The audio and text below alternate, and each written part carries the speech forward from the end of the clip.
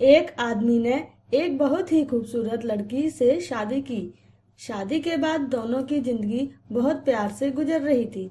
वह उसे बहुत चाहता था और उसकी खूबसूरती की हमेशा तारीफ किया करता था।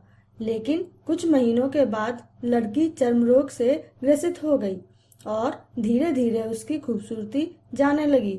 खुद को इस तरह देख उसके मन में डर समाने लगा कि यदि वह बदसूरत हो गई तो उसका पति उससे नफरत करने लगेगा और वह उसकी नफरत बर्दाश्त नहीं कर पाएगी। इस बीच एक दिन पति को किसी काम से शहर से बाहर जाना पड़ा। काम खत्म कर जब वह घर वापस लौट रहा था, उसका एक्सीडेंट हो गया। एक्सीडेंट में उसने अपनी दोनों आंखें खो दी। लेकिन इसके बावजूद भी उन दोनों की जिंदगी सामान्य तरीके से आगे बढ़ती रही। समय गुजरता रहा और अपने चर्म रोग के कारण लड़की ने अपनी खूबसूरती पूरी तरह गंवा दी। वह बदसूरत हो गई। लेकिन अंधे पति को इस बारे में कुछ भी पता नहीं था, इसलिए इसका उनके खुशहाल विवाहित जीवन पर कोई प्रभाव नहीं पड़ा।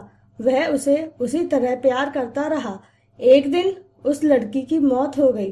पति अब अकेला हो गया था। वह बहुत दुखी था।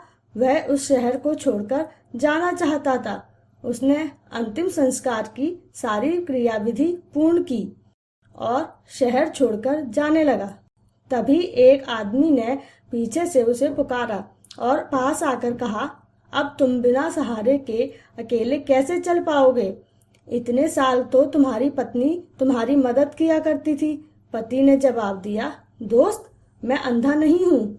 मैं बस अंधा होने का नाटक कर रहा था, क्योंकि यदि मेरी पत्नी को पता चल जाता कि मैं उसकी बदसूरती देख सकता हूँ तो यह उसे उसके रोग से ज्यादा दर्द देता। इसलिए मैंने इतने साल अंधे होने का दिखावा किया।